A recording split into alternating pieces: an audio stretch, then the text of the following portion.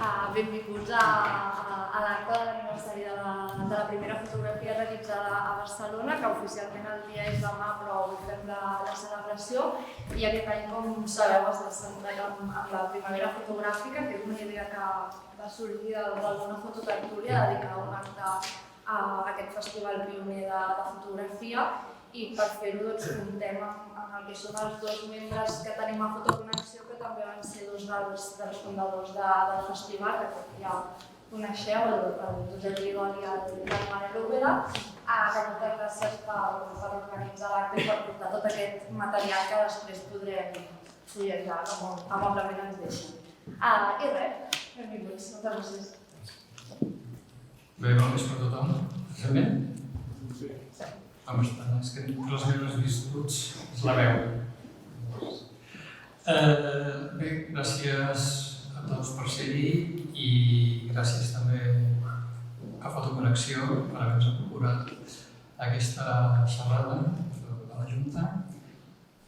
I bé, com vam saber, els honoraris no vam tenir cap dubte que havien d'acceptar i doncs feliços d'estar aquí. Jo voldria començar amb un record i amb un advertiment. El record és a tots els companys i amics que al llarg de tots aquests anys ens han deixat.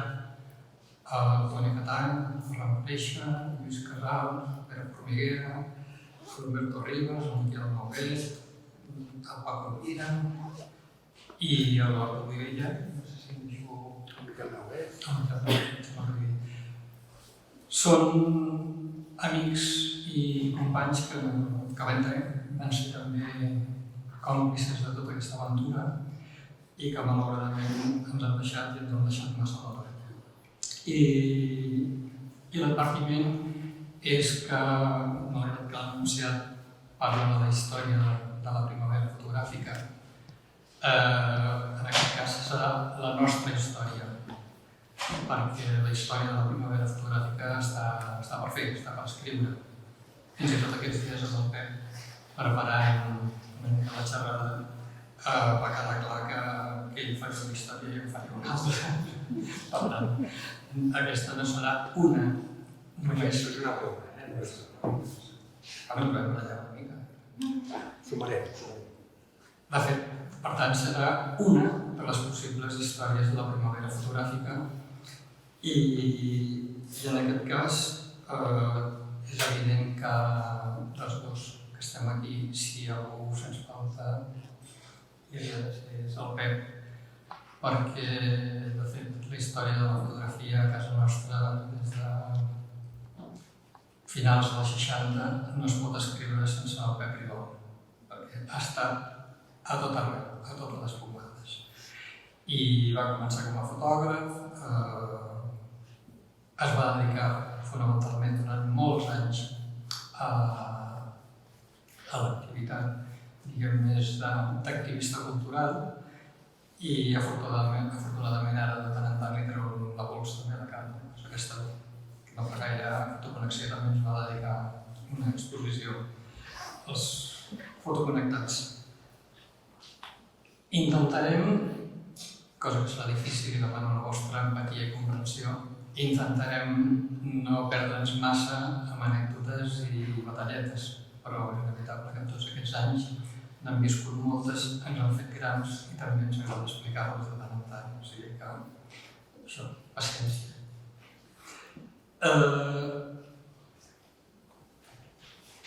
Començaré parlant una mica del context de la primavera fotogràfica. Lògicament, la primavera fotogràfica no neix com un bolet per generació espontània, sinó que hi ha tots uns anys de calor. Aquí hem posat 1960 per posar una data, perquè el 1960 la majoria de nosaltres estàvem entrant a la preadolescència. Però alguns ja ens començàvem a interessar per la fotografia i, de fet, com vam iniciar tota la nostra activitat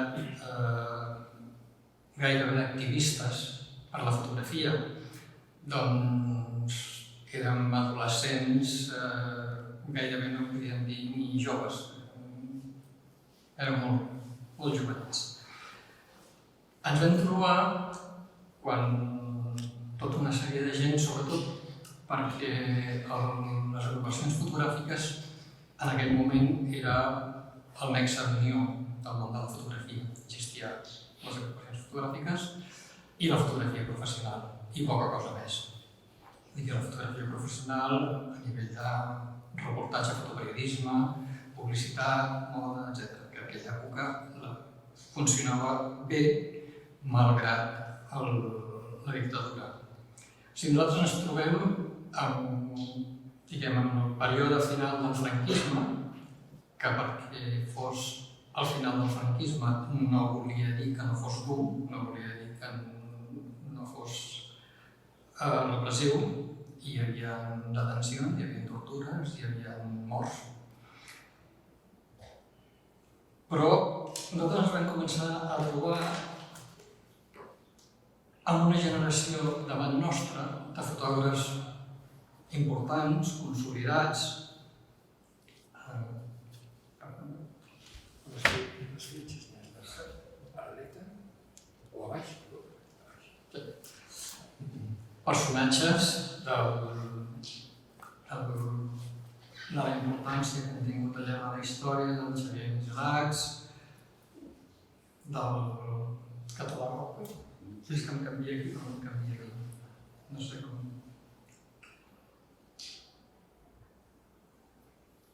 I de l'Oriol de les Ponts, alguns dels grans popes.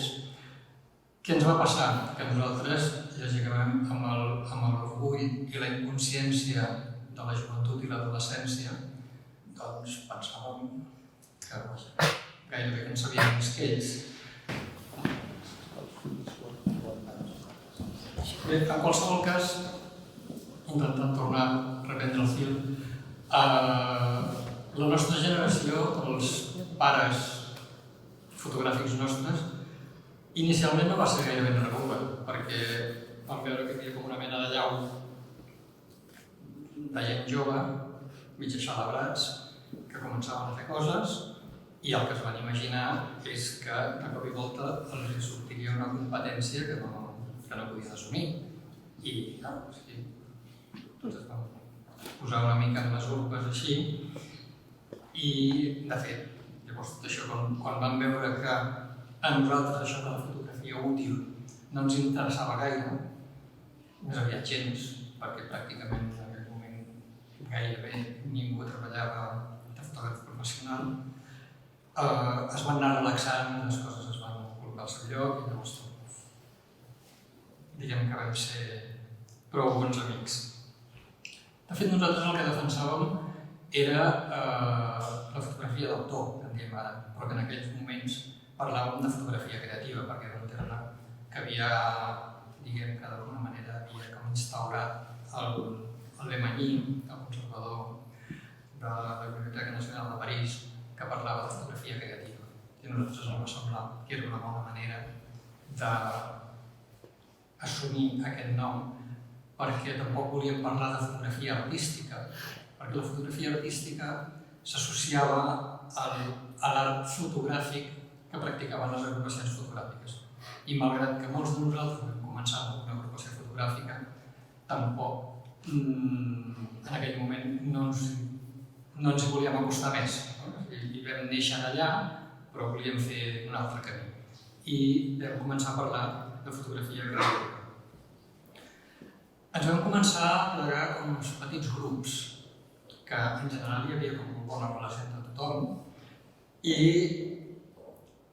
d'aquests petits grups van sortir publicacions clandestines, com aquesta, que no us fa moltes il·lusions perquè el llibre és això. Això es va fer de manera clandestina, de tal manera que no està ni signat, perquè era quan el primer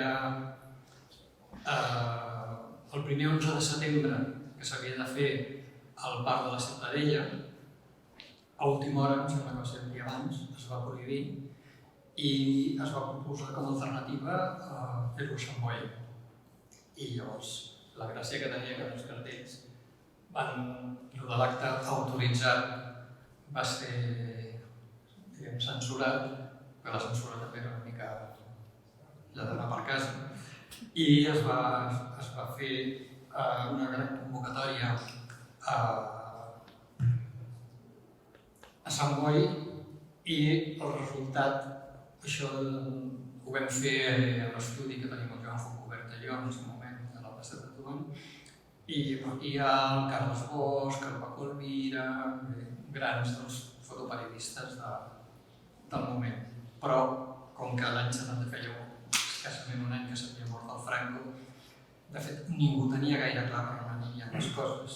I a l'hora de signar una cosa d'aquestes característiques vam intentar ser prudents per si de cas, perquè hi havia hagut en altres situacions complicacions amb companys.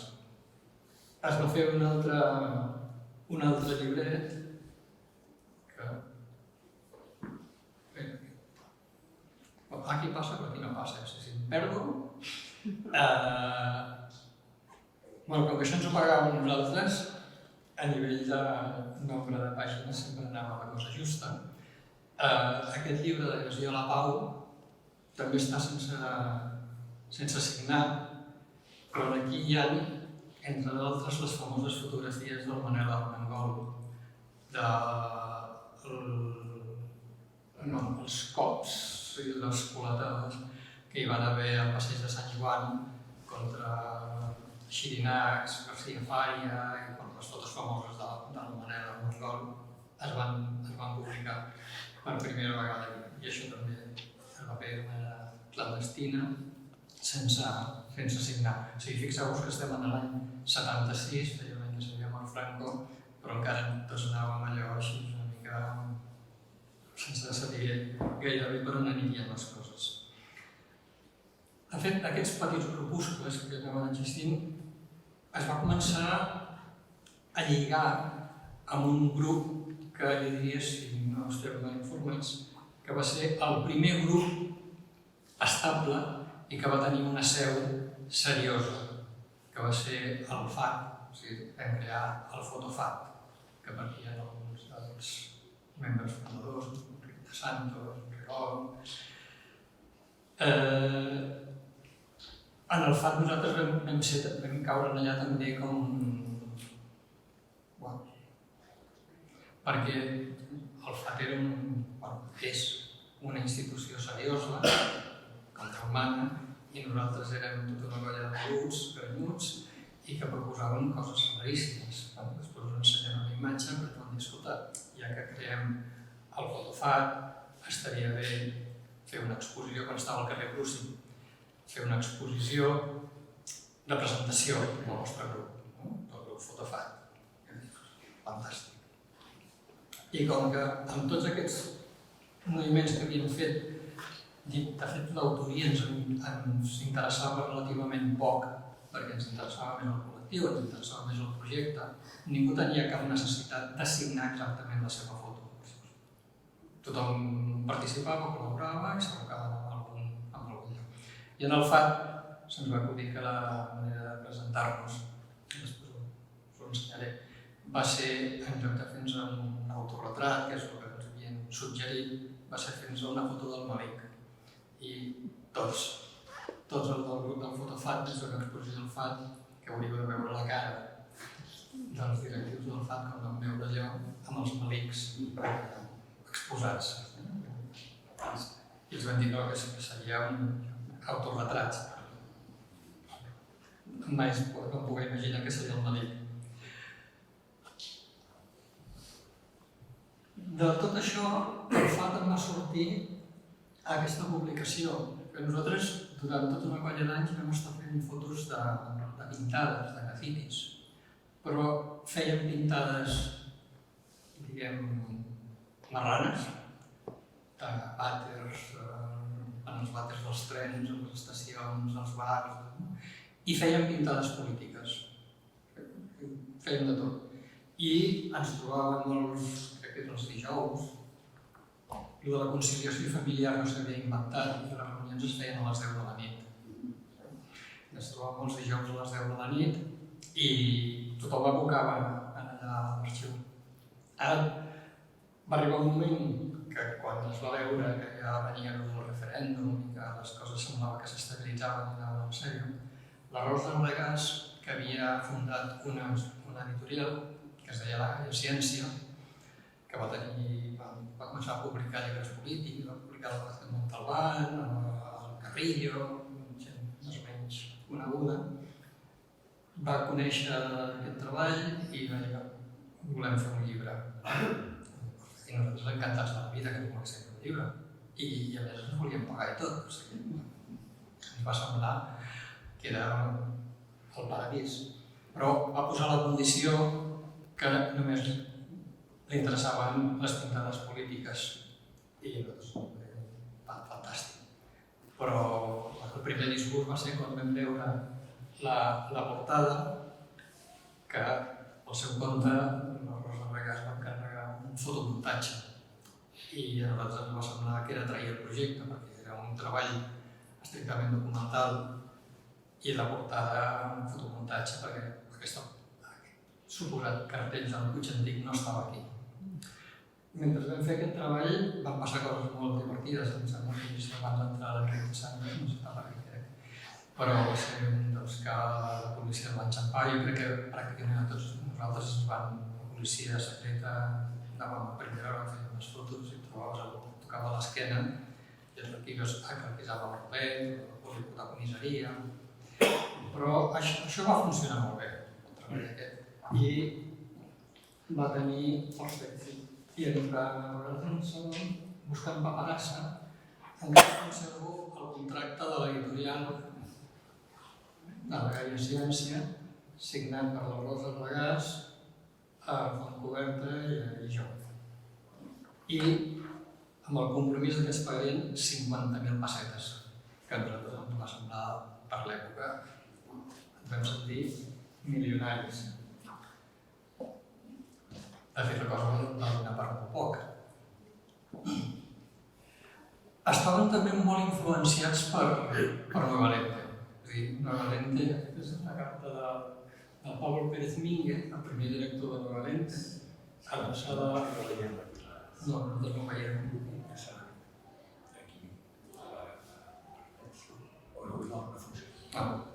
És el carrer. Sí. És una carta de Pablo Pérez Mínguez, el primer director, adreçada al Pepe Rigol, que eren les fotos que li publicarien i també molt generós que li regalarien un exemplar. Però Nueva Lente per nosaltres va ser realment un punt d'inflexió important.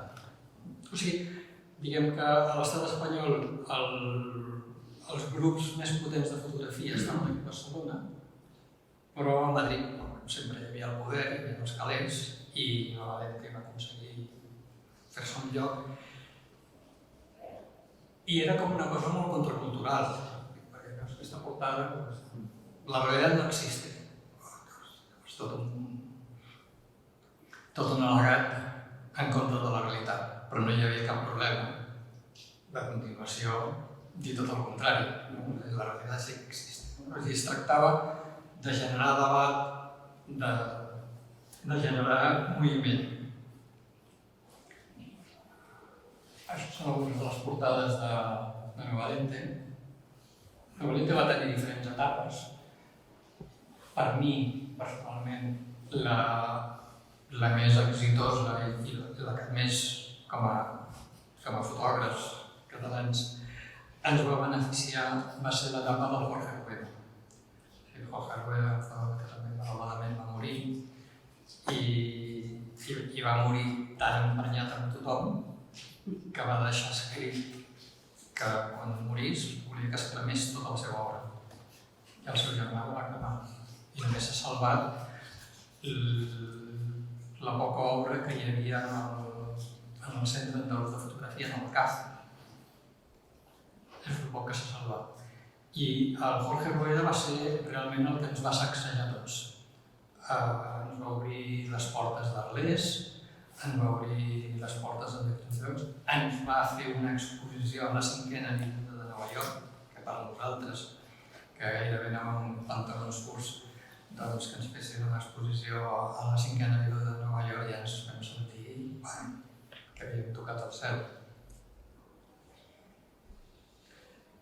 Aquesta portada, que no sé exactament l'any, però era del 76. Aquesta portada la vam segrestar, o sigui, dels quioscs, perquè hi havia un pit. Una mica el que fa Facebook ara, Tampoc hem guanyat tant en algunes coses. Però això era Jorge Rueda. Era un personatge de caràcter molt seriós, però molt culte, i que a nosaltres ens va treure la son de les orelles a bufetades, perquè no li costava gent dir-te això que estàs fent no val res i replanteja-t'ho. Aquest mosaic és de l'exposició que hi va haver a la Virreina de la fotografia creativa, que era el que hi havia a l'entrada, que era aquest mosaic que hi ha totes les portades. Algunes són del Pablo Pérez Mínguez, però la majoria són del Jorge Rueda.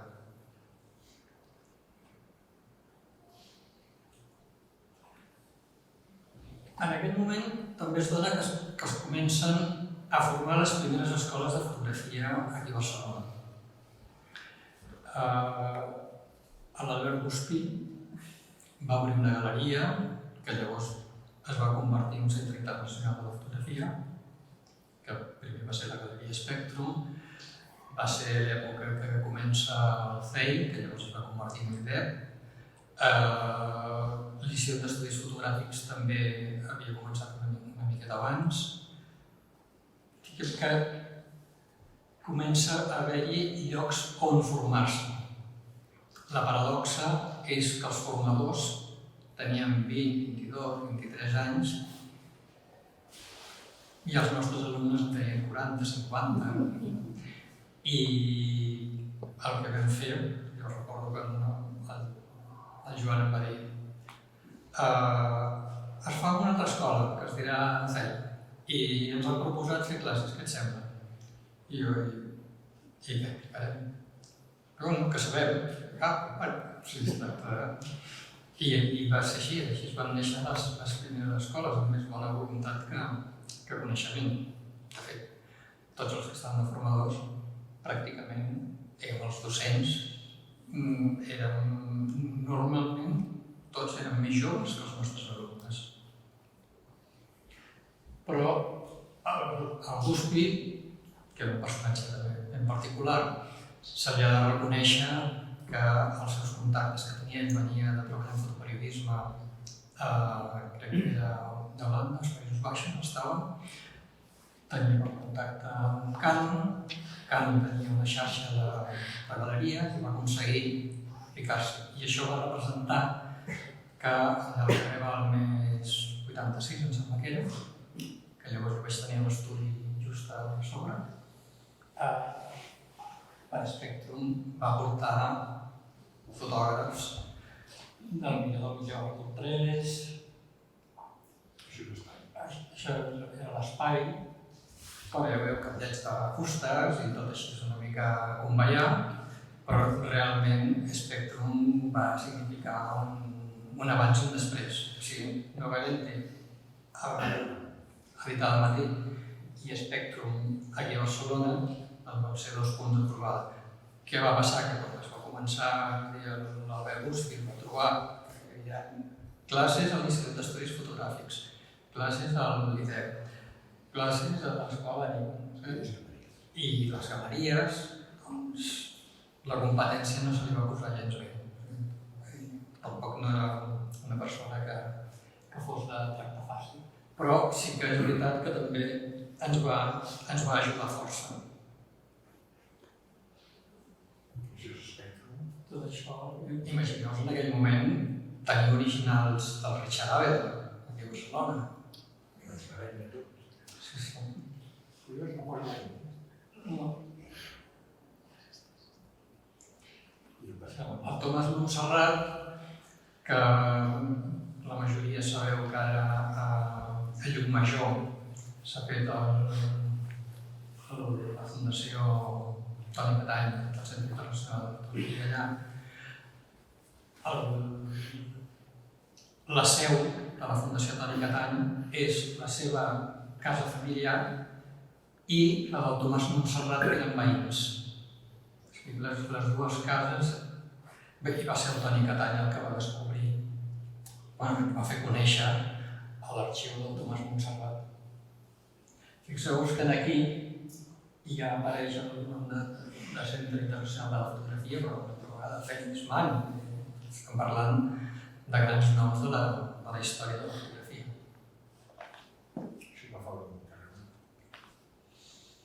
L'aparició de les galeries, no? Sí, això és... La fotomania. Fotomania, dirigida per Cristina Celi, també va ser un punt important amb tota aquesta eclosió.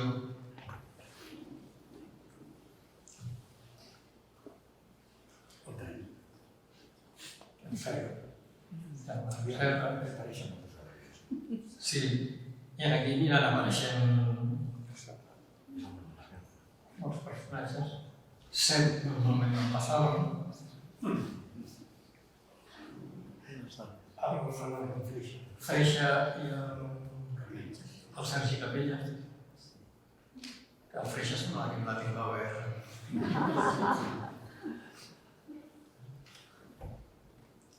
El Santos i el de l'esquerra, qui és? Jordi Garcia. Jordi Garcia. I el Enric de Santos, que serà. Tots tenim les fotos de les inauguracions. I aquí hi va haver el Joan, que sempre s'ha mogut bé,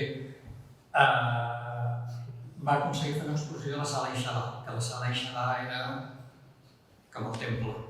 La Sala Ixalà era en Rambla Catalunya, just pujant a l'esquerra, just abans d'arribar a Gran Via, que ara és un restaurant, crec. Per allà hi havien passat alguns dels clàssics, però aquí, no sé si ho podeu llegir, però això dels manifestos, Joan sempre li ha agradat. Però si no ho podeu llegir, diu fotografia, art jove, encara per institucionalitzar. Per això el fotògraf, a part d'artista, se sent guerriller. En la seva tasca de portar els museus a les cases, per tot arreu, com qualsevol altre objecte artístic tradicional. Jo vull col·laborar en la mesura de les meves possibilitats. Apuntava maneres.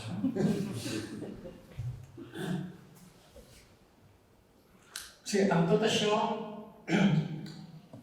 la cosa no només es centrava a Barcelona, sinó que a Girona es van fer coses, a la Finca del Nord. Es anaven fent moltes exposicions col·lectives. O sigui, la cosa del col·lectiu, les exposicions col·lectives, era l'ADN de l'època. A Lleida es va fer un festival també molt important, l'Itidra, que també va bellugar molt el panorama.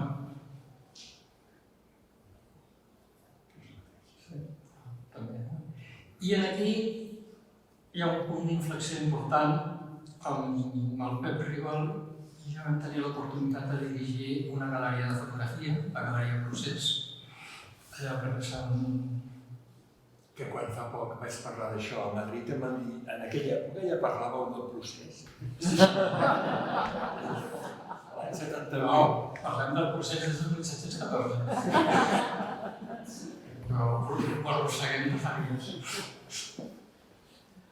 Doncs vam fer el disseny és del Ferran Freixa. Ferran Freixa era dissenyador i fotògraf. De fet, crec que el primer catàleg de la primavera també era del Ferran. Va ser el primer, I vam fer una exposició de 35 fotògrafs que llavors es van subhastar les fotografies per fer caixa. Perquè tot ho pagàvem nosaltres. Qualsevol activitat, tot sortia de la nostra butxaca. I començàvem a plantejar la necessitat de fer una trobada global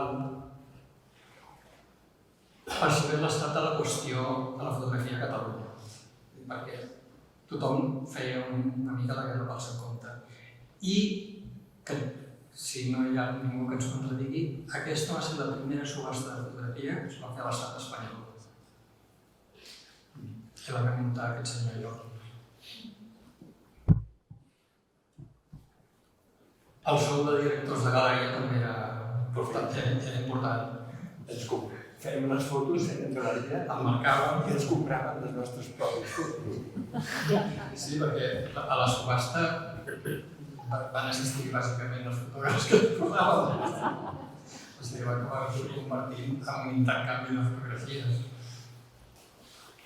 Aquesta és la presentació del fotofat, els relics. Jo només soc capaç de reconèixer el meu i el de Fontcobert.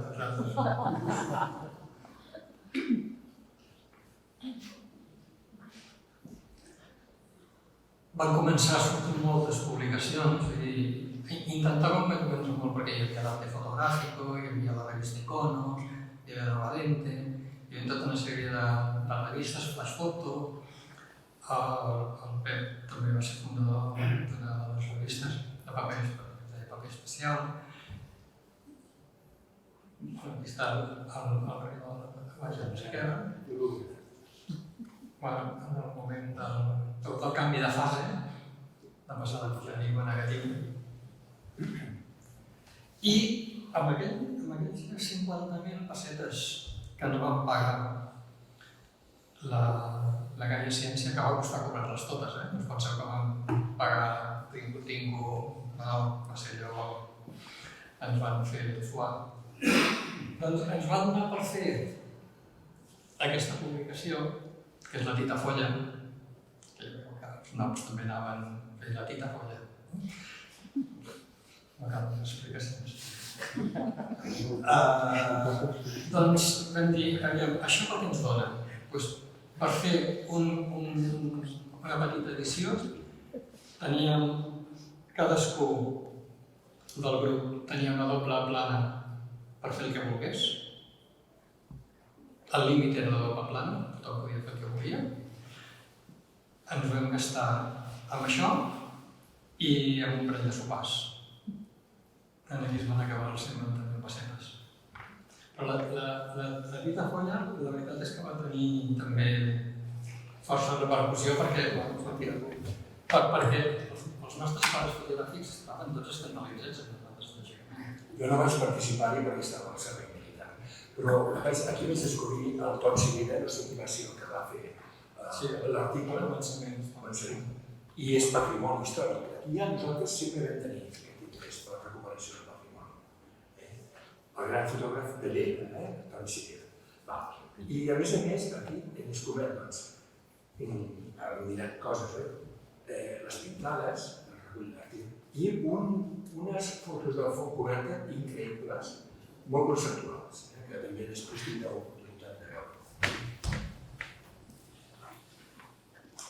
Doncs, de fet, aquí inicialment també hi havia un manifest. Això dels manifestos no ens agradava, perquè era com semblar càtedra.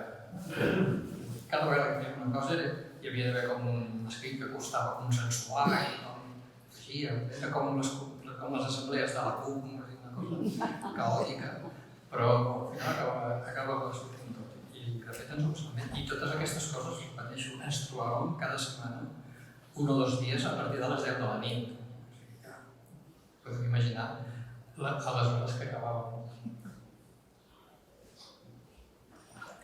I amb tot això és quan comencem també a sortir fora.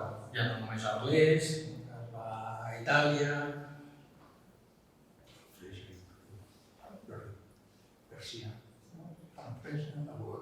això és a Bolònia, l'estant de la Galeria Spectrum que va muntar a Bolònia. El 10è aniversari d'Arles, és a dir, per nosaltres Arles va ser el model a seguir. O sigui, el 79, per tant, va començar el 69. O sigui, la segona meitat del 60 és realment quan comença a bullir tot. I als 70 es va consolidant.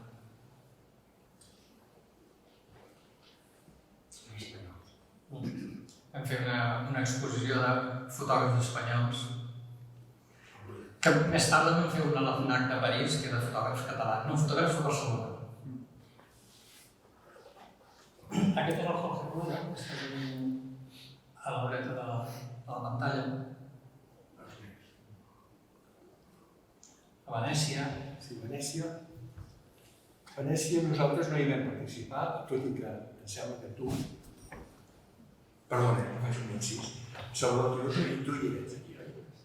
L'any 79 els americans desembarquen a Venècia amb totes les seves col·leccions fotogràfiques amb una segona intenció, és fer cultura, però també promoure el valor comercial de les seves col·leccions. I omplen Venècia de les galeries americanes, omplen Venècia de les seves col·leccions. És el primer festival d'Europa. Aquí teniu el catàleg, després el podeu veure. Després va venir París i després ja la primavera fotogràfica. Però va ser Humberto Arribas que em va regalar aquest llibre. Em va dir, vengo de Venecia, hay que hacer esto, hay que hacer esto. En tot això es comença a veure la necessitat de que tot aquest panorama, que a vegades és una mica caòtic, s'ha d'endreçar. I per endreçar-lo calia saber en quin moment estava cada sector de la fotografia a Catalunya. I d'aquí comencen a haver-hi unes reunions entre el Velòdrom, a casa de l'Enric de Santos, a diferents llocs ens anàvem trobant per intentar veure què podíem fer. I d'aquí sorgeix la idea de fer les jornades catalanes de fotografia. Això són reunions a la Galeria La Catalana. primera exposició del Pla Janini. El Pla Janini es va exposar a la Galeria 491 de Salvador Escala i va ser Joan que, amb motiu d'aquesta exposició, va dir ens trobem aquí i plantegem unes jornades. El Pep, el Joan, El Carlos Bosch, la Cristina Félix, el Marcel Bas, el que va passar és que amb la preparació de les jornades hi va participar moltíssima gent. Però hi havia gent que potser només faria una reunió, però que havia aportat el seu punt de vista. O sigui, les jornades, la preparació de les jornades van ser trobades obertes. Podia venir, entrar i sortir, qui volgués i aportar el grup. I... Això són trobades. El perquè de les jornades, permets un moment, l'any 77 es va fer el Congrés de Cultura Catalana, que va tocar totes les disciplines, però la fotografia no. O sigui, hi havia el cinema, el disseny, la pintura. Jo tinc encara el carnet, em vaig apuntar a art. I el Joan va justificar la creació de les jornades en base a aquesta mancança, aquesta falta de participació de la fotografia en l'àmbit del Congrés de Cultura Catalana, el Congrés de Cultura Catalana del 77. Pots utilitzar el teu web? Aquí hi havia els grups de treball que tot distribuït, hi havia gent que estava a tots els grups, que no estaven... Però... L'institut. Sí. Allà també hi ha el Toni Clint, que es muntava a Viquirla, de Lleida, que era Tàpia, propietari de la galeria que vam dirigir nosaltres, de la galeria Procés, el Lillo, de tots els sobre i la dreta. Aquí surt el Miquel Galme, que va ser fundador de l'Institut d'Estudis Fotogràfics. La Dona Llobera al mig, el Joan Salvador Miró. Sí, venia. El tic aquest del Joan encara el conserva, eh? Sembla que hi ha una altra foto que és... Sí, la té. La Cristina Félix, la Mercè Bas...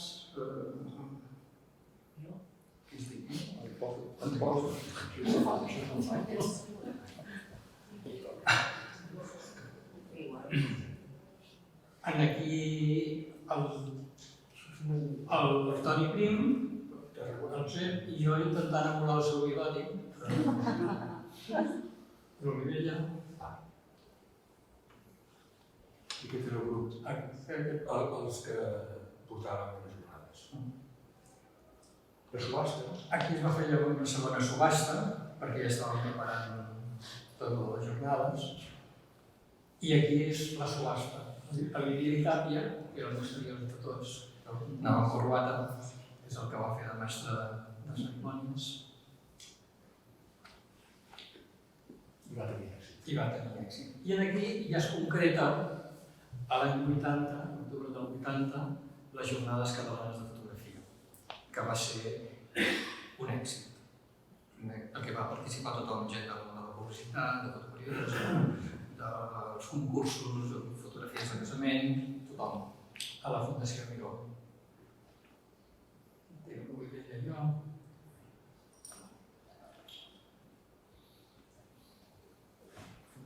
Feia patxoca, perquè van ser 3 dies molt intensos, amb grans aportacions al Silici. El secretari general de la Generalitat, l'Alexandre Silici, al centre hi ha l'Alexandre Silici, pellisser, crític d'art, historiador d'art. Eduard Olivella, que era el president de les jornades, i aquí a la Peta, el director general permanent. Perquè llavors vam rebre el suport oficial. I les jornades van tenir força repercussió. En aquell moment també intentàvem ficar un peu als mitjans de comunicació, el Pep, el Joan, jo escrivíem el Correu Català, el Teleexpress, el de Santos. de les jornades va tenir i es va, i aquí acabo jo, es va concretar amb aquest llibre que és totes les ponències que es van presentar estan recollides en aquest llibre. Tot el que es va a la Fundació. I aquí, bàsicament, què es demanava? Doncs la fotografia als museus, la fotografia a les escoles i a les universitats, la dignificació de la professió, el mateix que estem demanant ara, més o menys, sembla un altre nivell, però... I aquest llibre, nosaltres vam pensar, home, ja que les jornades han tingut tant d'èxit, el llibre ens el prendran de les mans. I inicialment el Joan, el Pere Formiguera i jo avancem els diners i llavors, quan els venem ja els recuperem. Jo conservo encara les accions. Aquí tinc les meves 20.000 pessetes amb accions per finançar el llibre. 20.000 pessetes que vaig posar jo, 20.000 al Pere i 20.000 al Joan Fontcuberta i el Pep es va escaquejar perquè en aquell moment... Jo estava a la meva. Sempre estic a la meva. S'havia de comprar una Nikon. No anava bé. Aquí està. O sigui, al final el que va acabar passant és que els llibres no els vam vendre. Al final el Pere Formiguera, cansat de guardar-los al seu estudi, ens va donar un terç al Joan, un terç a mi, un terç els va quedar ell i els vam anar regalant. I ara ja no ens en queda. I arran de les jornades es va veure la necessitat que això havia de quallar amb alguna cosa. I va quallar en el col·lectiu català de fotografia, que va ser el precursor de la primavera fotogràfica. El col·lectiu català de fotografia també ens va ajudar molt, vam fer exposicions, moltes exposicions col·lectives per tot Catalunya. Aquí em sembla que hi ha 14 en el col·lectiu. França. I això és un text, és un fragment del llibre català. Per informar-nos. Això queda, tota aquesta etapa queda recollida sense la riquesa del Manel, però en aquest catàleg que vam. Que és el de la fotografia operativa de la Virreina, que va assumir allà la Cristina i el Pep. D'alguna manera he posat això perquè és el recull històric i publicat del que estem dient. I quadrinístic. I jo ja m'hi extès més del previst. Està molt bé, escolta, sí, això...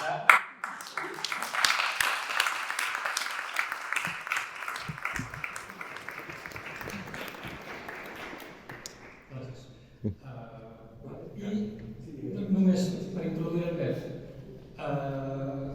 com que es deia al començament, si algú pot explicar tots els racons de la primavera fotogràfica des de la primera fins a l'última edició, i no només de la primavera fotogràfica, perquè està ficat en moltes altres coses, si algú ha estat sempre allà, algú sempre ha empès, si algú sempre ha ajudat a tothom, aquest és el del Pep. Gràcies, no sabia.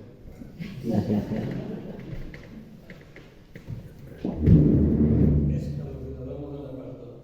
Sí, ja veuràs el que és una escrita de document. Aviam. Escolteu, jo no soc conferenciant, per tant, perdoneu si m'entrabanco, sigui rellevant, sigui enrere. De fet, mai he sigut un teòric, he sigut sempre un gestor, un productor, fer coses. Però he tingut la sort de trobar-me sempre gent al costat que em deien el que s'havia de fer, o d'alguna manera em donaven un cert ordre. Aleshores, digues. M'ho he passat tota la meva vida molt bé. Si parlem d'això que he fet moltes coses és perquè m'agradava fer-les.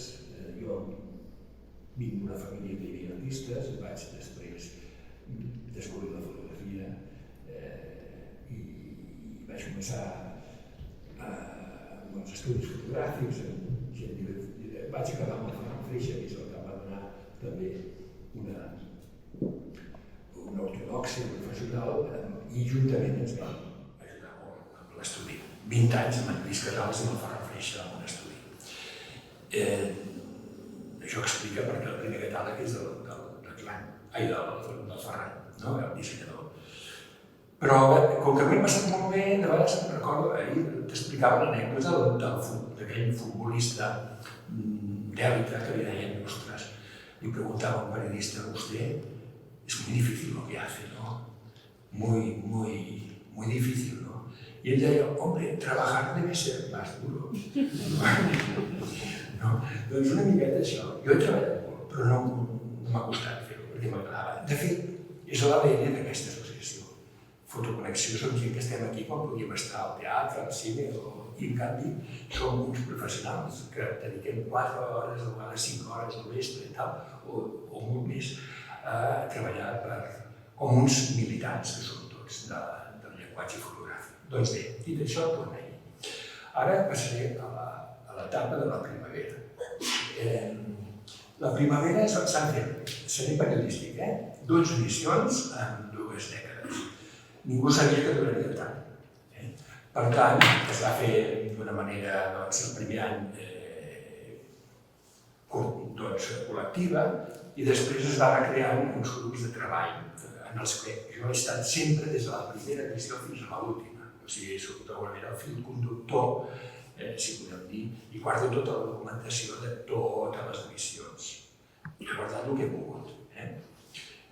La primera primavera fotogràfica és del 1982 i que abans hem explicat que neix quan l'Humberto Rivas i el Joan Fontcoberta i altres autors, com vosaltres, com el Enric de Santos, com el Manel i altres companys que esteu aquí, som molts que vau participar, creien que es pot fer una cosa important com a una ofensiva de combat. La paraula ofensiva de combat la va crear el Daniel Jeroni Gagnon al seu diari, el diari Avui, on escrivia per explicar la batalla, la lluita que estàvem nosaltres duent a terme per aconseguir el suport i el reconeixement de la fotografia com a llenguatge artístic. Llavors, aquesta ofensiva comença en el 92, quan aconseguim el suport de la Generalitat per dedicar el catàleg, i tenim la sort de comptar amb una aportació nord-americana que és la col·lecció de Samuel Wagstaff, la més important del món, que en aquell moment tenia intenció d'exposar-la a Europa. A mi em truca la Marisa Díez de la Fuente, de la Gran Jacinto, i em diu: Pep, escolta, hi ha un senyor que vol exposar això a Barcelona, però demana que se li paguin totes les despeses. Llavors jo vaig tenir la sort que, com que anava molt a Madrid per Novalet, per FUM i Fotocentro, que és del Pablo Pérez i tota aquesta penya, havia conegut una noia que treballava al món de l'economia, de la banca, i em va dir, li vaig preguntar si ella podia ajudar a trobar diners.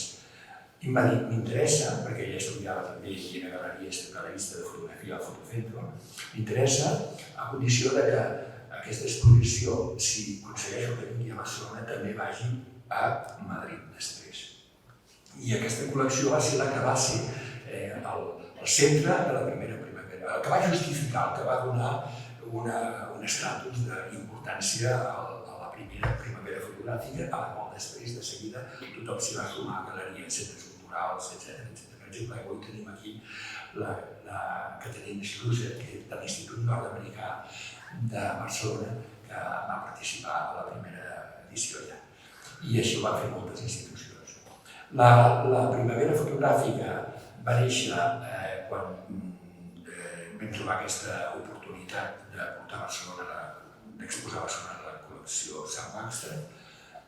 Es va fer a la Fundació Miró, perquè en aquell moment teníem bona relació i la Rosa Maria Malet, la directora, ens va oferir l'espai i a partir d'aquí tot va anar rodat. Tot va anar rodat fins al punt que quan vam acabar i vam plegar, al cap d'uns mesos la Generalitat ens va trucar i ens va dir que volien repetir l'edició. La meva experiència personal és que quan jo vaig aconseguir, tots vam aconseguir arribar a la Generalitat, el que hi havia era un buit. És a dir, hem tingut la sort que no teníem competència. És que va ser el primer i l'únic festival de Catalunya. En aquell moment no hi havia res més. I la Generalitat s'estava consolidant, estava renaixent, els anys de Tarradellas encara. De manera que el Josep Miquel Porter Moix, director de cinema, va sentir-se interessat pel llenguatge fotogràfic i ens va oferir pagar les despeses del catàleg i inclús, això és el que hauria de dir, per primera vegada em va dir: a condició que tu t'asseguis cada dia aquí, treballis i et pagarem un sou.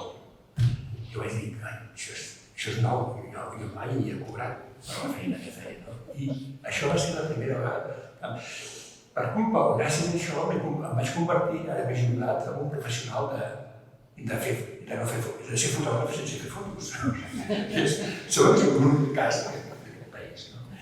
Però bé, tota la meva vida m'he dedicat a això, a la gestió cultural. Aquest és el catàleg de Samuel Wagstaff, que es va fer a la Fundació Miró i després a la Biblioteca Nacional de Madrid, gràcies a l'aportació de la banca Morgan. Wagstaff era jueu, la banca Morgan també és jueu, i entre ells sempre s'ajudaran tota la vida.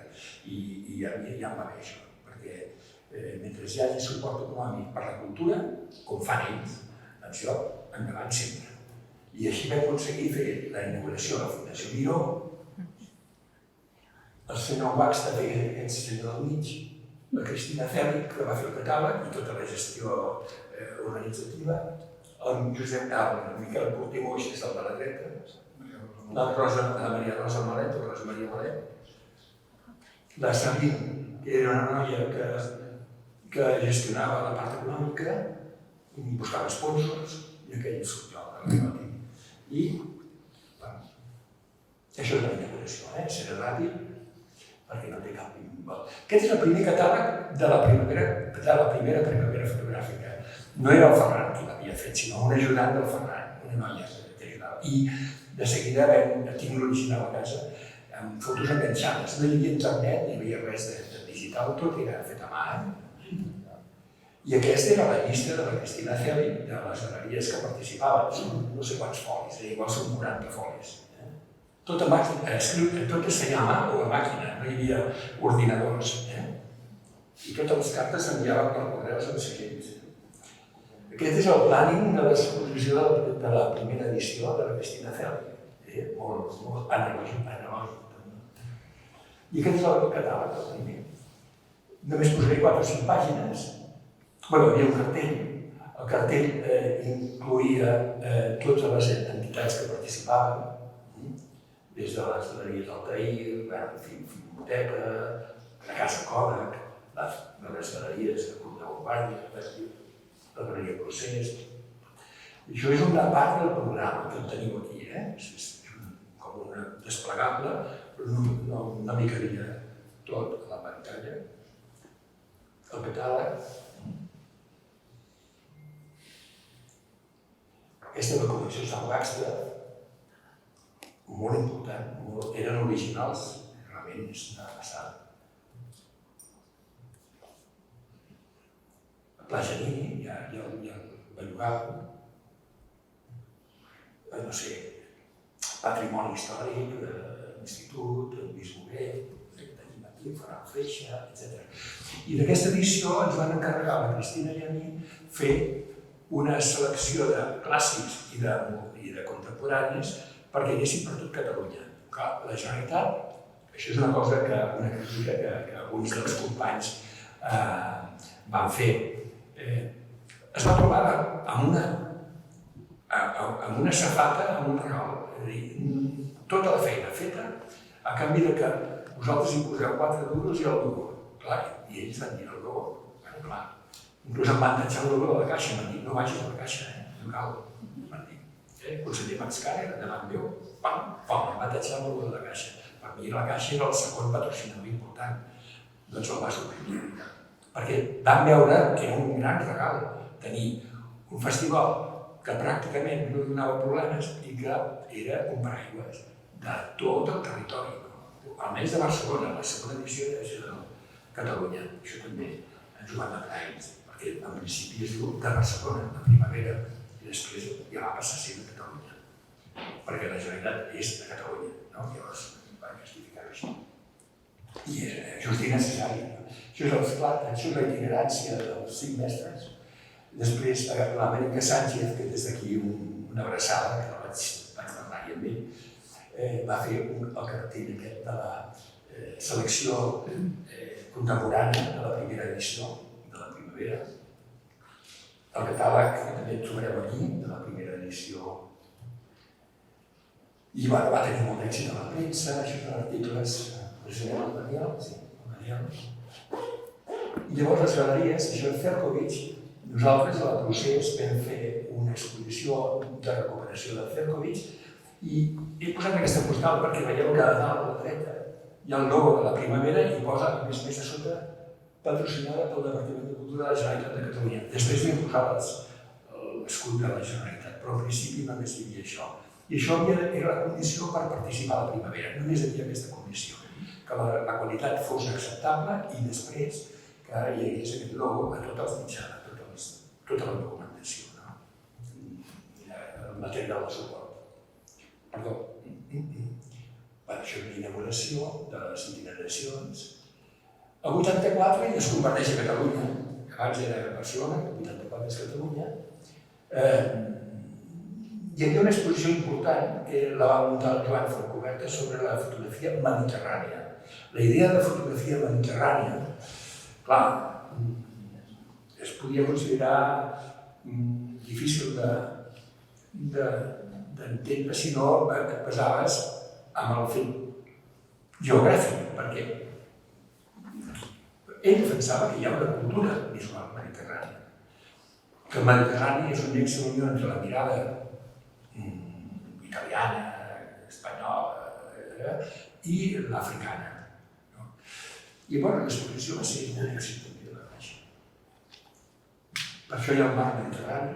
Això encara és el Ferran, el logo, ja comença a ser manipulat, ja comencem a manipular els logos. El 86, no sé si em deixeu una cosa important, per exemple, Hi havia com unes 150 o 200 exposicions a cada edició, no hi ha poques. I cada entitat pagava el seu catàleg, la seva exposició. És que de fet la primavera és un toc de campana, res més. I un catàleg general, però era gràcies a les diferents entitats que participaven, diferents galeries, museus, centres culturals, i tothom volia estar dintre, tothom. Uns amb més sort, altres amb menys. La Caixa invertia milions. La Caixa de Catalunya també. La Generalitat també, però llavors venia la galeria Procés que ens gastava un 50%. No. Tu què tenies? No. El 86 és un homenatge a l'Agustí Centelles, que havia mort, o es va morir aquell mateix any, molt poc després. Aquesta és una foto del Centelles on es veu el Pau Casals, en el seu moment. Aquí havien passat algunes coses. Ja van començar en cinematografia, llavors la Generalitat ens va passar les plàstiques, i aquesta és una barreja de les plàstiques i cinematografia, però barreja, diguem, la gestió es portava des de les oficines de les plàstiques i amb diners també de cinematografia. De fet, és la Generalitat tot, però bueno, era qüestió econòmica només. Però aquí entra com a persona, com a figura responsable, el Daniel Giró Miracle, que començava a dirigir el servei de les plàstiques de la Generalitat. I és el que després, que aquí vaig quedar jo molt sol, perquè alguns van dimitir, excepte la Cristina Feldi, jo crec que vam tenir uns problemes administratius, no? Tu vas dimitir, si no m'equivoco. Però jo ja m'havia compromès amb moltes institucions i vaig haver de seguir. I encara ho dic ara, em sap greu perquè havia d'haver dimitit jo també, però llavors potser no haguéssim arribat tan lluny, no pot ser dit. Però sí, és veritat que el Daniel començava com a responsable de les plàstiques, però ens va aturejar molt i vam patir molt, perquè jo m'havia compromès amb moltes institucions en nom de la Generalitat i ell ni ens rebia. Deia, bueno, és que sí, que no sé què. Total, després això ja es va solucionar i ha sigut un gran impulsor de la primavera. El Daniel Giró Miracle per mi ha sigut importantíssim, com després ho serà el David Balcells i el Josep Miquel Garcia. Bé, aquest és l'any dels Centelles, el programa. Aquest és el Centelles del Pep Tirol, a la galeria Primer Plano. Aquest és el Centelles de la Roca, és l'any on ja poc després de morir el pobre Centelles. Llavors, a partir d'aquí, entre l'any 88, hi ha un canvi substancial. Apareix el David Balcells. El David Balcells deixa Tarragona perquè havia participat a les jornades catalanes i venia des de Tarragona aquí cada dijous a participar, fins que en un moment que ell, apassionat de la fotografia, aconsegueix o demana a la Fundació Viva de crear un departament amb el Pere Formiguera i la Marta Gil, si no m'equivoco, de 3. El Daniel Miracle em proposa parlar amb el David i demanar-li que faci de director de la primavera fotogràfica. I això serà un punt i a part, perquè jo sol, com us he dit, puc fer feina, però era un equip, però cada vegada era més petit, més pensava que al final era la Marta Gil i jo ningú més. I sí, aquell noi que tenia el Marc 3, com es deia. El Marc 3 era una... Bé, ja ho recordarem. Albert. Perdó? Albert. Albert es deia, sí. Sí, gràcies. Montenegro. Després sortirà. Sí, bé, després sortirà el catàleg. Llavors el David Balcells, el 88, entra com a director i a més posa ordre a la primavera. Què fa? D'entrada crea 4 grups temàtics, perquè s'havia convertit en un calaix de sastre on tot estava barrejat. Després, gràcies, el Jordi també ha participat enormement a les primaveres i m'agradaria llàstima que marxes perquè anava a parlar de la cambra fosca i de totes les teves exposicions. Hauries d'haver començat. Encara no m'ha arribat. És que encara no m'ha arribat, em sembla. Sí, el 84. Sí, avui hi ha a tots els actes fotogràfics que puguin haver. Estan tots avui tots a l'hora. Jo vaig a l'exposició exposició del Martí Llorenç i de... No, ja ve, el Puigdemont volia fer una conferència de premsa, no podia fer aquesta hora, i el Pep ha aconseguit que matés al migdia. Sí. Gràcies, Jordi, per tot. Moltes gràcies. Adéu. Doncs el David García suposa ordre i internacionalització. Perquè la seva dona, Chantal Grande, té contactes a França i ha aconseguit la participació de molta gent. Aleshores, la veritat és que el David Balcells, a més, es planteja la incorporació d'esponsors importants, com Kodak, per exemple. Aquest any es produirà un homenatge que és el David, la Mariona i jo, el David, la Mariona i jo, sí. Aquest fet és interessant perquè Kodak aporta molts diners per fer a Barcelona tornar a fer el daguerrotip de la plaça del Palau, el famós daguerrotip que avui estem celebrant a Fotoconnexió, la creació de la primera fotografia a Espanya, a la península, de les primeres d'Europa. Doncs he volgut reproduir aquesta pàgina perquè se'm va fer molt ressò a la premsa.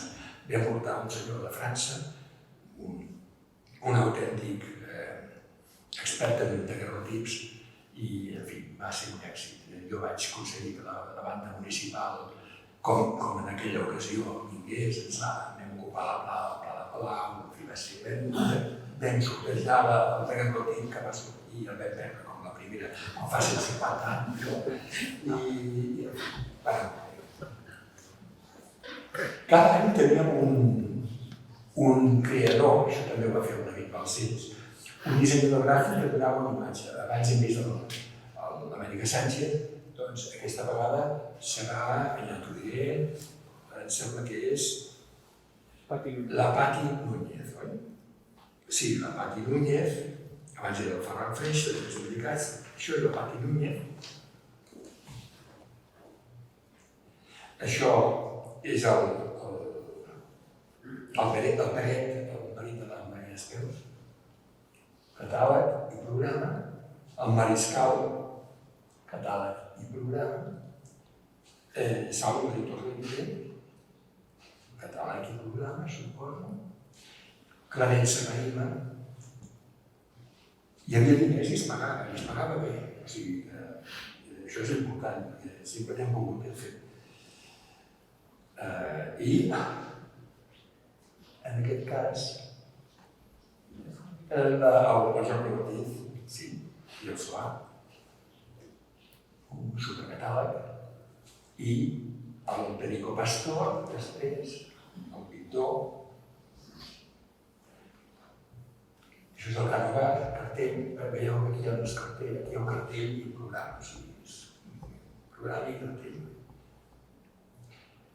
I l'última primavera que es va viure a Morana i que va ser la final, la mort de la primavera fotogràfica. Ja a Madrid ja havia nascut el Foto Espanya, van copiar el nostre esquema, però el van comercialitzar millor. És a dir, van sortir de l'àmbit institucional i van cobrar per participar. És a dir, si tu no pagaves no podies entrar. Llavors, com que el director de Foto Espanya era un home que tenia molta experiència en el món de màrqueting, perquè havia sigut l'editor del País Semanal, i coneixia el món de la publicitat i tal, va aconseguir, a més, que a Madrid totes les institucions, diputacions, jo què sé, l'Ajuntament, els ministeris, paguessin, i va aconseguir la independència econòmica. A mi em pagaven com a autònom, però jo feia una factura, jo anava cada 2 anys a treballar. Llavors em pagaven una factura, però com a autònom, no hi havia cap garantia que jo tingués feina permanent. Per sort, va durar 20 anys. I el Carles Guerra, que va ser el substitut del David, a qui van demanar que s'ocupés el MANAC de l'àrea de fotografia del MANAC, doncs va ser Carles Guerra el director, li va voler donar un tomb a la primavera, abandonant la idea d'exposar les parets per fer-ho en projeccions i per internet. Va crear un festival digital. Aleshores, amb tot això vull dir que molta gent va participar a les anteriors primaveres. Ara farem una mirada enrere i després continuarem el Carles Guerra. Tenim aquí l'Enric de Santos, que està allà amagat. Hauria d'estar a la taula, però com que el Manel i jo som socis de Fotoconnexió, és que tu pots explicar tantes i tantes coses, no, Enric? I la veritat és que és un honor per mi que hagis vingut, a més d'avui, per estar aquí amb nosaltres. I després anirem a veure la teva exposició, em sembla que s'ha demorat ahir o avui, si no m'equivoco. Però bé, el que vull dir és que la primavera va ser de tothom, i de tots els municipis de Catalunya. Es van arribar va haver una edició que va participar 400 poblacions. Sabeu el que és això? Una passada. És una responsabilitat enorme. I és una gran importància per mi, de tothom. Què passava? Que hi havia un problema de qualitat. Per tant, es va crear un comitè de selecció i es va crear un apartat de off primavera o altres exposicions, com dèiem. Nosaltres, en el mateix catàleg, on tenies lloc, tenies un espai, però no tan important com les pàgines principals. El Carles Guerra va dir que la primavera fotogràfica és un monstre i morirà d'això, com un mamut que no té lloc al nostre territori, que no té lloc, i la va voler reduir a un festival de projeccions i la veritat és que va ser una petita tragèdia, dir-ho així. Un visionari. Va convertir el meu programa en un...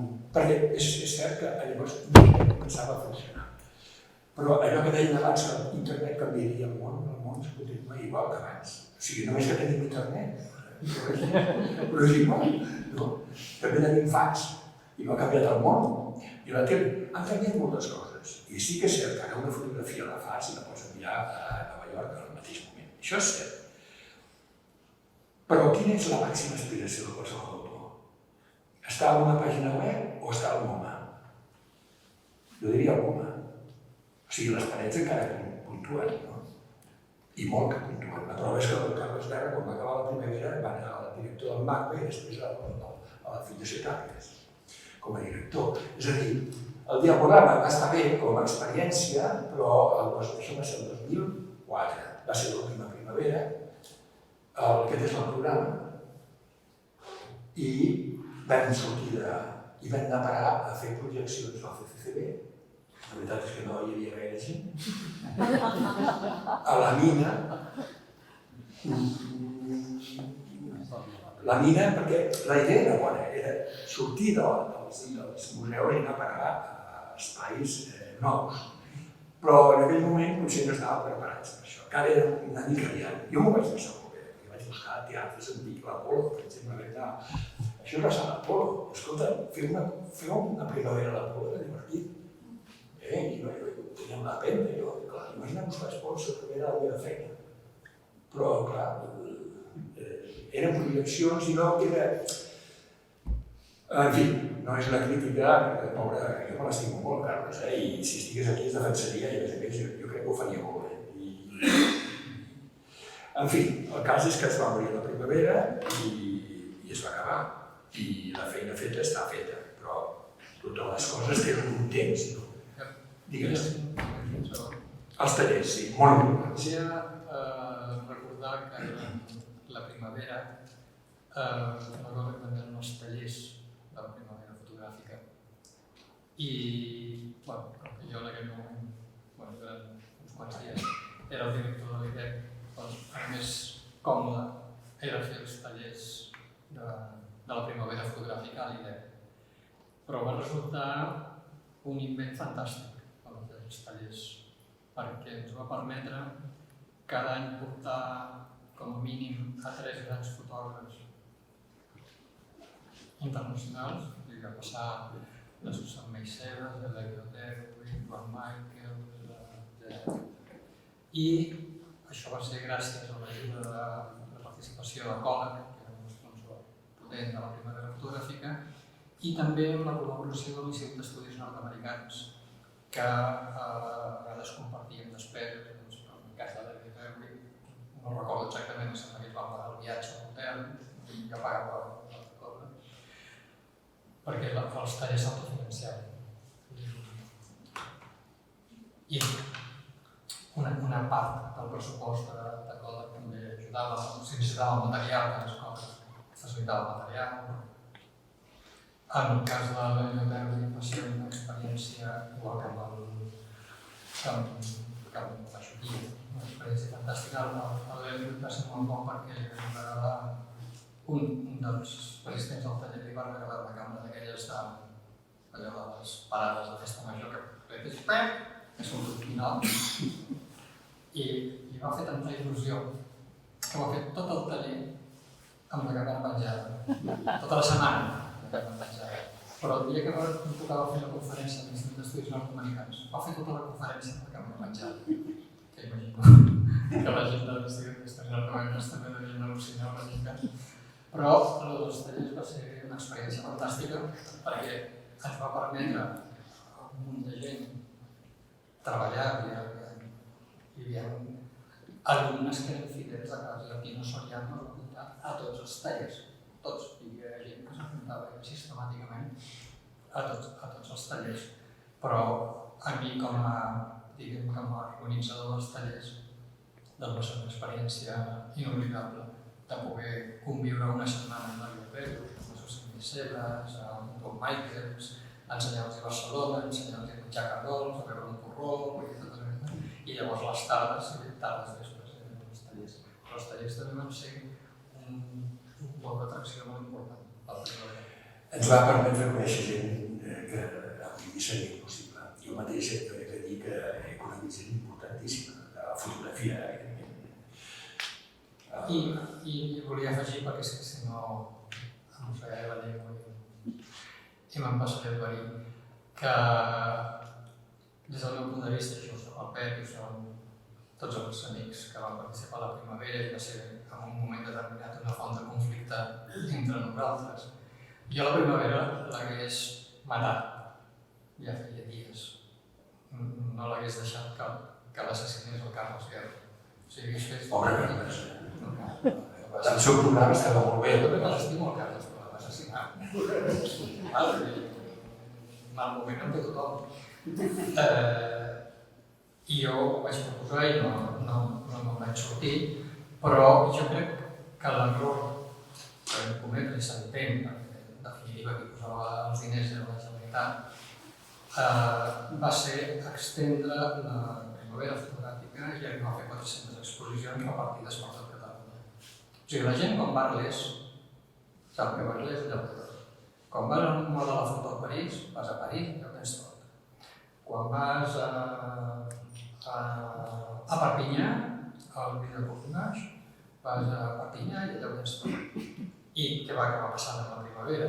Que la gent deia, oi, he fet tantes exposicions, però que veníem a Barcelona i deia, aquesta? No, aquesta està a la Seu d'Urgell. No, però això no és així de bé. No, he de dir que la gent de la Seu d'Urgell tenia una seva experiència. Però... I els de Barcelona sabien molt. Evidentment era una oportunitat perquè el país busqués fotografia i explicar els seus fenòmens. Però per què els francesos no han fet mai això? No sé, perquè després ho han fet. No, perquè van a París, ho han fet tot a París, però és una ciutat molt centralista i està molt bé, però... I els de Perpinyà també? I els de París també? Aviam, és que la idea era diferent. La sort de que... Sí, ja ho sé.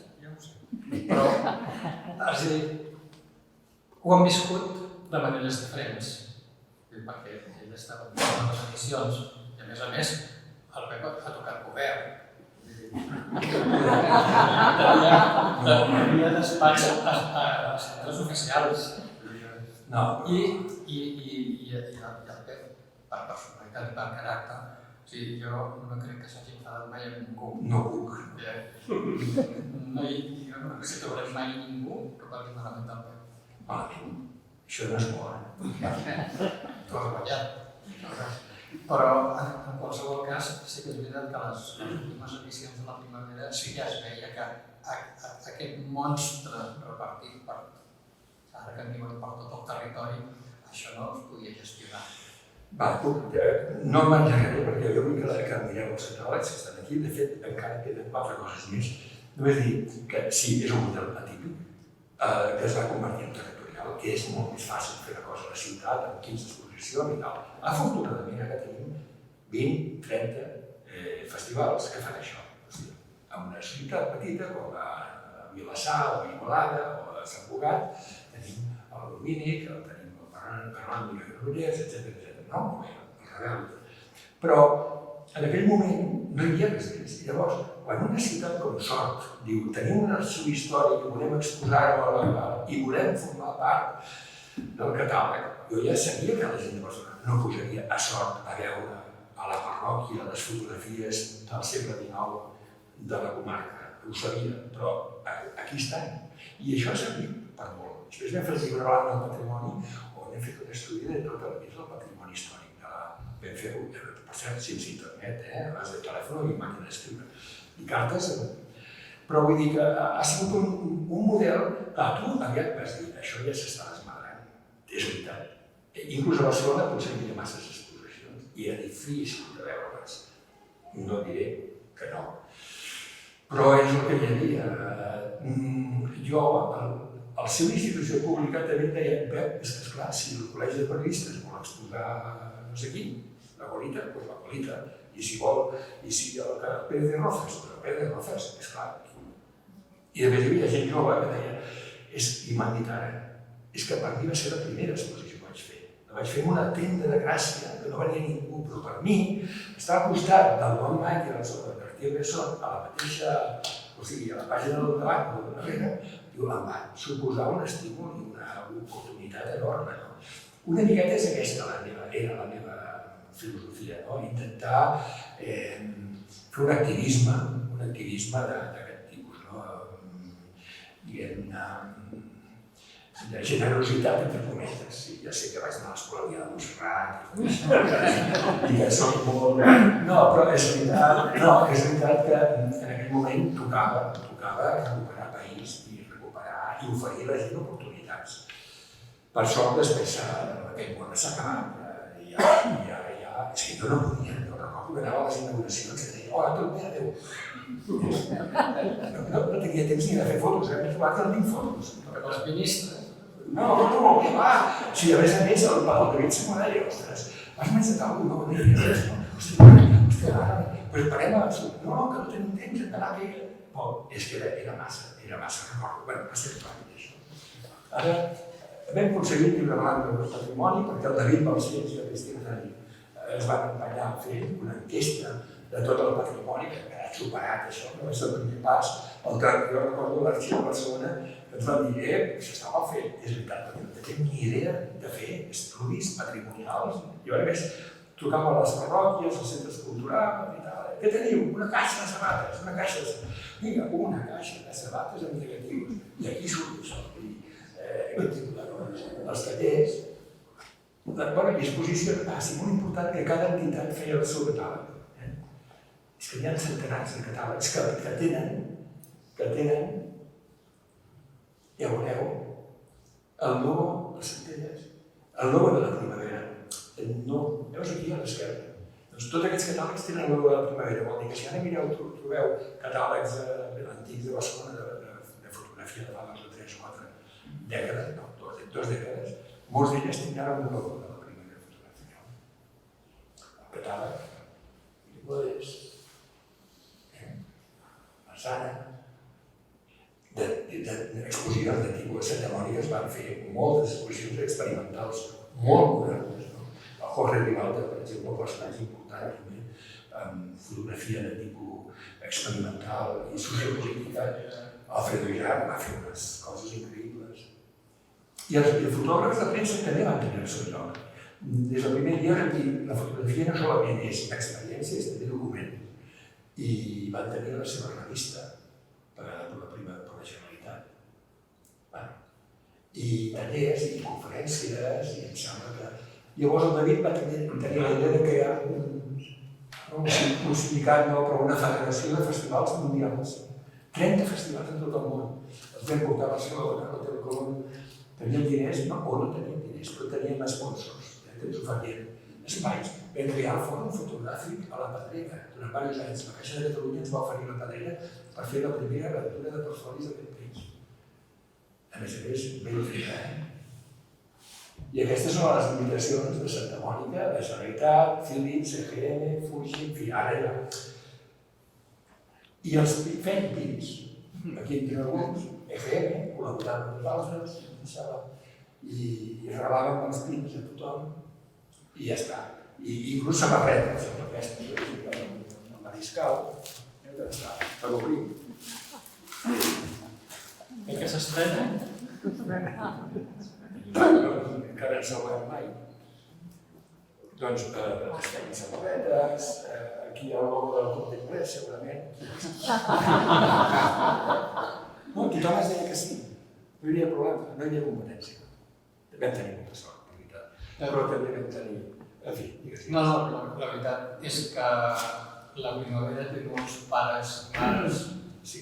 perquè tothom, de la nostra generació més, tothom diu que jo vaig ser també cofundador de la primavera fotogràfica. És bé. I això està bé, però una mica com va passar amb el maig francès i els progrés, no? Que tots havien estat al maig del 68 a París, aixecant llambordes. Doncs tothom que estava al món de la fotografia, d'alguna manera o altra, va estar vinculat a la fotografia, en més o menys mesura, però que tothom se la senti seva, això està bé perquè vol dir que va ser un model d'èxit, que va funcionar i que tothom s'hi va sentir bé i s'hi va sentir còmode. Jo volia dir que l'any que ve, o sigui, ara fa 40 que va començar la primavera, 42, no? L'any que ve, gràcies a la Rit de Santos, que està per aquí, que em va dir, Pep, hem de fer alguna cosa. I el veiem. Ens vam trobar i vam pensar alguna cosa que no fos complicada, perquè tenim una edat. Però, bueno, debats, conferències, una exposició d'objectes, això que avui he fet aquí és una primícia, de fet no s'ha fet públic gaire, perquè era per fotoconnexió, perquè la Generalitat assumirà segurament una commemoració no molt gran, però una petita commemoració de la primavera fotogràfica d'aquests 40 anys.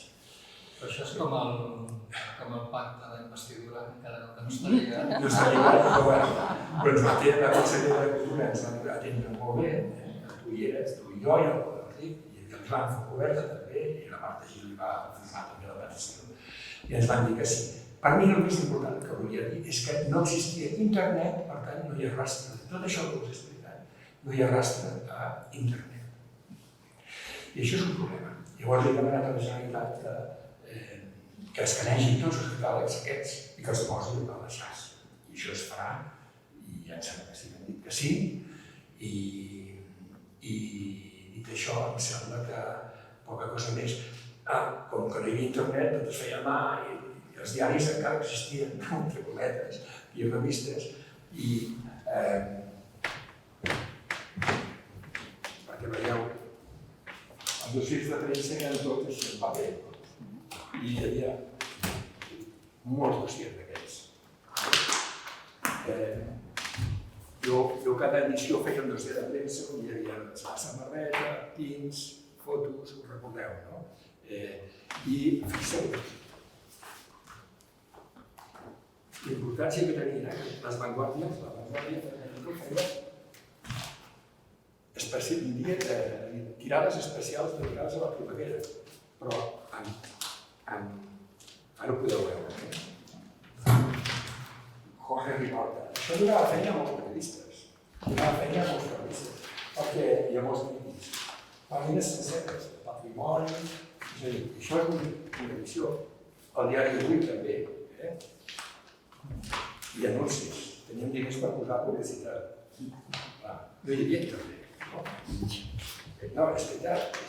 La Vanguardia, una altra edició, per dintre, tot dedicat a la primavera. Amb publicitat de Coda, i tot això era paper. Una altra edició, de la Vanguardia. Aquí hi havia tots els municipis, amb els anuncis. En fi, no ho vull empollar, però aquí ho podeu tocar. I el Carles Guerra anunciant que la fotografia exigeix ser repensada. I tenia raó. I el temps li ha donat la raó. El que passa és que en aquell moment era molt alt. I edicions especials de revistes dedicades a la primavera, etc. Aviam, jo vinc aquí a fer-me el xuleta, no? No, ja. He treballat molt, però m'ha pagat. O sigui que el que he fet és treballar com em tocava. Però és realment una gran satisfacció, perquè fixeu-vos, aquí tinc un article de l'Alexandre Cirici Pellicer dedicat a la primavera fotogràfica de la Serra d'Or, amb moltes pàgines en les quals apareix l'Enric de Santos, apareix de Santos, l'Eduard Olivella, en fi, la Marta Sentís, en fi, poca cosa més. Animar-vos, sobretot, a considerar que la fotografia és important i ho serà sempre, que es pugui a l'honestedat, no? Hi ha el problema aquest de la manipulació digital i tot això que sí que pot ser un perill, els fakes i tot, sempre ho repeteixo, però és veritat. I encara que avui dia estigui molt de moda dir que la fotografia digital o la intel·ligència artificial és una eina més, també hem d'estar atents a que aquesta... Per nosaltres, els creadors, cap problema, però pels documentalistes o pels periodistes sí que pot ser un problema, això. I ara ja teniu accés als catàlegs, amb això hem acabat, em sembla. No sé si algú, potser perquè... sí, si algú té una pregunta... Són les 8:10, no sé. Jo avui estic a la vostra disposició, ara sempre, vull dir que sempre ja sabeu. Però... Qui vulgui taxi a sopar... No, i a la Manel també, i a l'Enric de Santos també. Hòstia, el Carles, hola, digues. Micròfon. Ell ha participat al Ricard des de les primeres edicions a la Biblioteca de Catalunya. Segurament he deixat molta gent, molts noms, el Salvador Turó, jo què sé, la professió. Jo volia comentar sobre aquesta mica de polèmica que teníeu o diferència d'opinions i des de dins, a més participant des d'una institució pública, a tu, Pep, cap a l'any 2000 ja et vaig comentar el que em pensava de la primavera i l'olor que feia a mort. I et vaig dir que, clar, a veure, un certamen fotogràfic pagat per Arts Plàstiques, encara que sigui la carcassa de la Generalitat, però hi ha un departament que és Arts Plàstiques, on de cop i volta, com més de la meitat de les exposicions són d'arxius, museus, biblioteques i llocs petitets de tot el territori, això, d'alguna manera, per mi, al meu entendre, va ser el que va col·lapsar la primavera. I clar, jo entenc que aquí, al Departament de Cultura, hagués pogut fer una maniobra, i això t'ho vaig parlar diverses vegades, que és que des del Departament, des de Patrimoni, Cultura Patrimoni, doncs haguéssim pogut fer, ja que la primavera era bianual, doncs haver fet any sí, any nou, una dedicada més al que era la fotografia patrimonial i l'altra una mica més dedicada als orígens del que havia estat inicialment la primavera. D'aquesta manera tenies dos certàmens cada any, però no es concentrava tot el mateix moment. El que passa que, clar, jo també entenc que des d'Arts Plàstiques no volguéssim pagar la factura de tota aquesta gent i tots aquests arxius. M'explico, no? Arxius, museus, etc. I, clar, evidentment, jo havia anat a veure exposicions que estaven penjades als fotos amb un xinxeta. I, clar, arriba un moment que això sí que és veritat que tothom pagava el seu propi catàleg, sí que és veritat que tothom feia la seva i no tenies per què estar obligat a anar a la seva d'urgell en una exposició, però que era impossible que dues persones que estàveu a Santa Mònica treballant us tinguéssiu que fer càrrec de la coordinació, perquè clar, demanàveu un text, demanàveu unes fotos, demanàveu una sèrie sèrie de coses, i això era impossible de gestionar. I jo t'ho havia dit més d'una vegada que l'única sortida, l'única solució possible a la primavera era tornar una mica als orígens i desdoblar. Desdoblar i ja, ha tingut un èxit doncs, que es faci 2 primaveres diferents, una més patrimonial, on hi ha tota aquesta gent que penja les fotos de xinxeta i museus, arxius i elements, i l'altra, diguem-ne, galeries i altres exposicions. Jo, per mi, va ser una mica aquest el fracàs. Si no hagués sigut el Guerra, hagués sigut el Pau.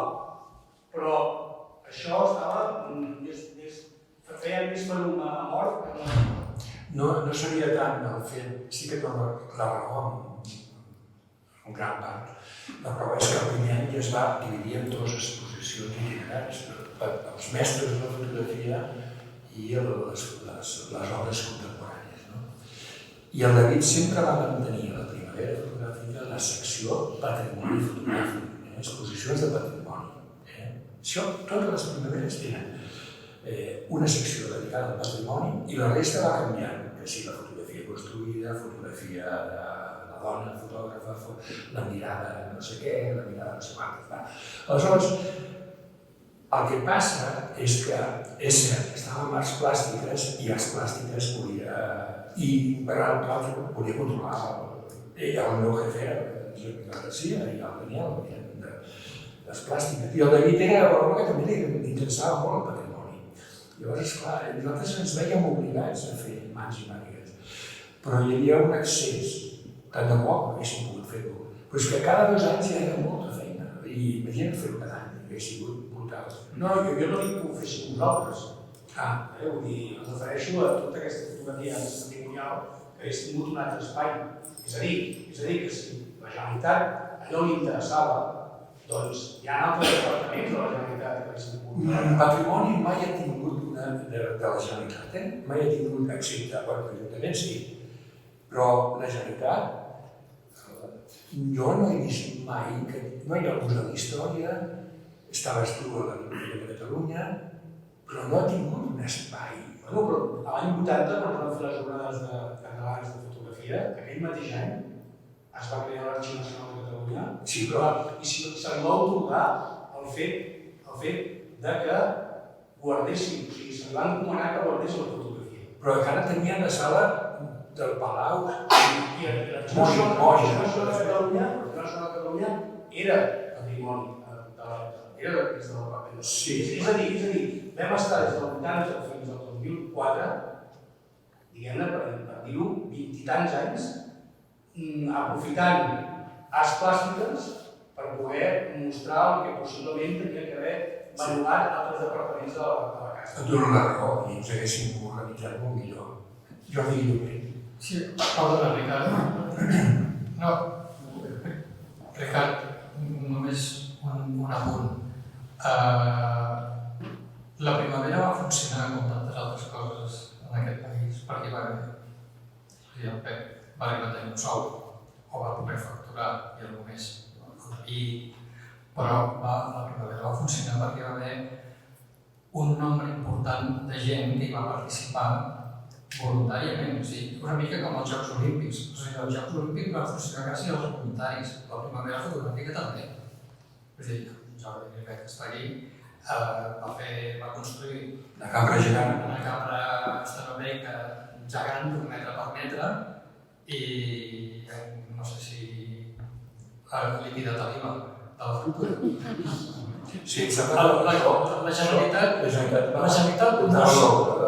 l'ou de la primavera fotogràfica i van pagar la producció.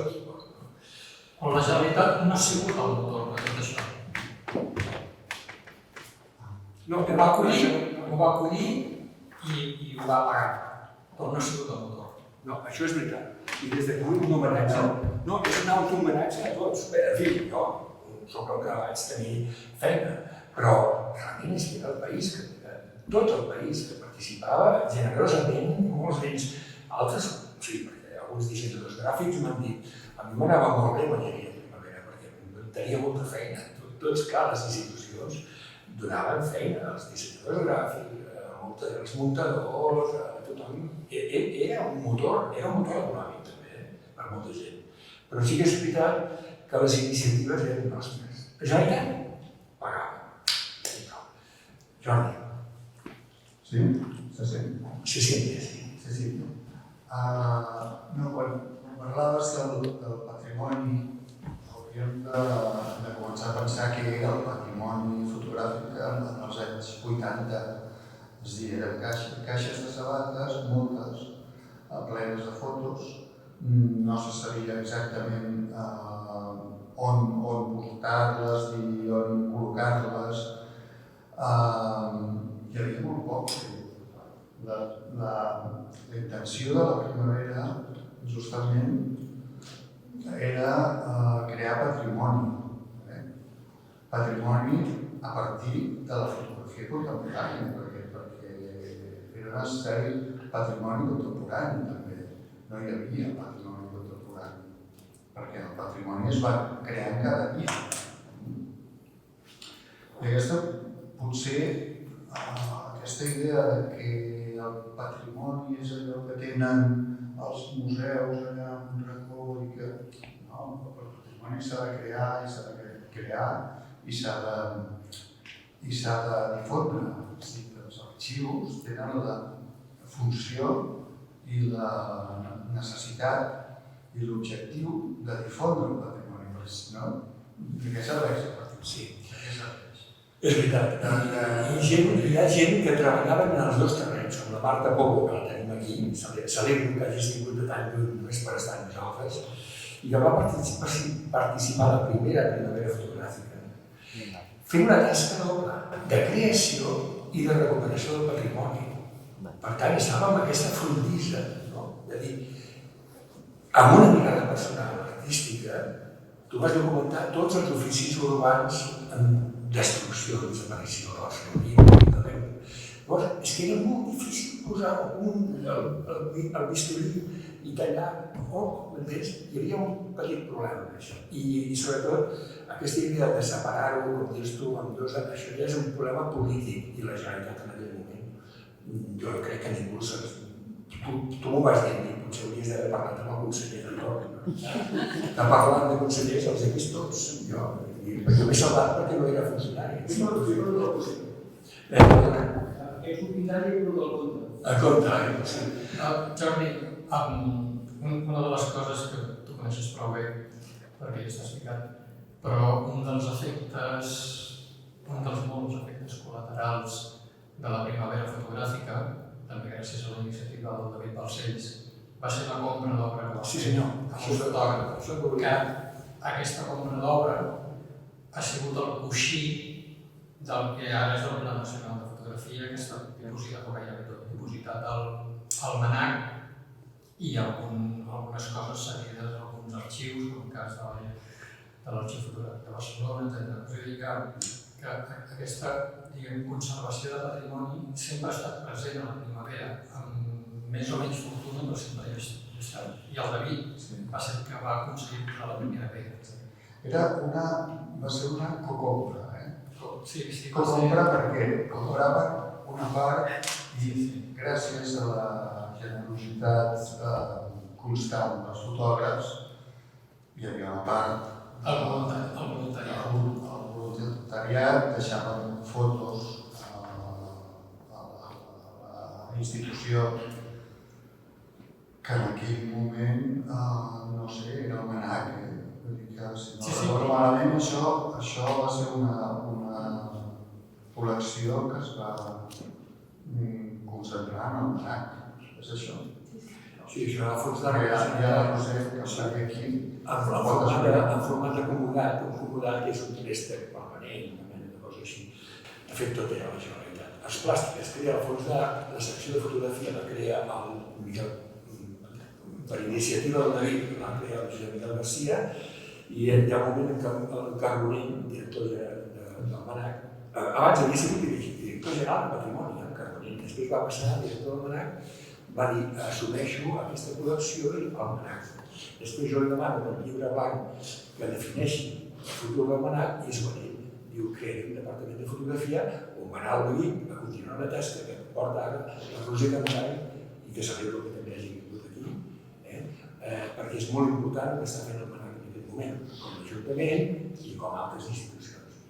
La veritat és que hauríem de deixar-ho aquí perquè vull que mireu els totals que no els heu vist i a més a les 9 em sembla que ens hem d'estar tots al carrer. Això tanca i s'acabarà. I algú altre vol fer una pregunta, aprofiteu ara a l'online, que diuen. A la una pregunteta. Recordeu que l'any que ve hi haurà un Sidral, hi haurà coses petites, però vaig dir alguna cosa, i que hi ha més entitats que volen fer exposicions, que es poden fer, evidentment, però no rebran ni l'ou de la Generalitat, ni l'ou de la primària es va quedar fa molts anys. Alguna pregunta més? No? Doncs gràcies.